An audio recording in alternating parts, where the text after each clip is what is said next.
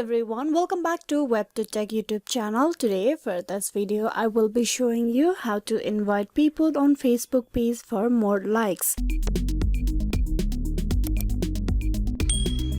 So for that, first of all, you open the Facebook application. Once you open the Facebook application, you need to tap on the three horizontal lines on the top right. Tap on three horizontal lines. From the options, you need to tap on pages over here. So this is the Facebook page that you are trying to get invite for people and for more likes. So what you need to do is you need to go and scroll down. There just beside the post and all that, there are few options like home, groups, event, post, review. You slide to the left side and at the end you will see the option of community. You tap that. Inside community, you will be able to invite friends on your Facebook page. Tap on invite friends. Here you will find all the friends that are on your Facebook. You need to tap on the checkbox over here. You can tap and select the individual person to whom you want to send the invites, or you can just select all at once and then you just need to tap on send invites. With that, the invitation for your Facebook page has been sent, and once the invitation has been accepted, you will get more followers and likes for your Facebook page.